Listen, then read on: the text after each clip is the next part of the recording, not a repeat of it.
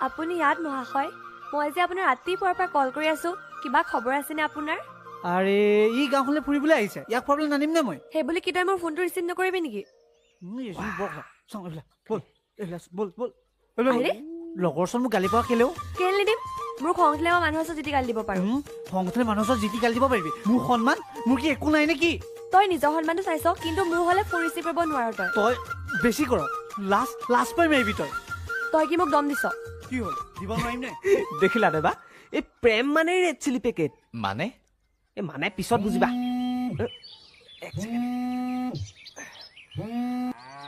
hello' ঐ জহনি মুৰা ক'ত আছ তই এই এনে অকমান ওলাই আহিছিলো অকল খালি ঘূৰি ফুৰা এই কিনো কেং কেং কেং কৰি থাক কেং কেং নহয় বেগেটা মোক লগ কৰি পেলা ঠিক আছে ৰ কৈছিলো নহয় ৰেড চিলি পেকেট বাৰু তুমি বহা হাতী অহালৈকে মই হাউতকে গৈ পিনি দেৱী দৰ্শন দি থৈ আহোঁগৈ ঐ মহতি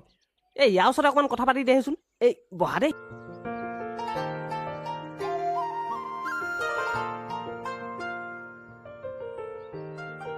আপুনি অভিদাৰ লগৰ হয় আপোনাৰ ঘৰ চহৰত হয় কিয় নাই এনেই অ দেৱা চিনাকি হলি নাই লগত যিমান লাগে হ'ল আৰু দে কি বা চিনাকি হলো যিহে এটিটিউডত থিয় হৈ আছে কিবা এটা সুধিলে হয়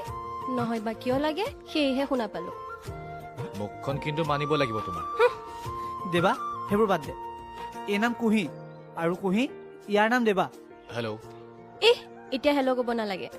হ'ব বাদ দে ঐ তহঁত এতিয়া যা মই ইয়াক অলপ গাঁওখন ফুৰাই আনো দেই ফোন কৰিলে কিন্তু পাছৰ ৰিচিভ কৰিবি হ'ব ব'ল যাওঁ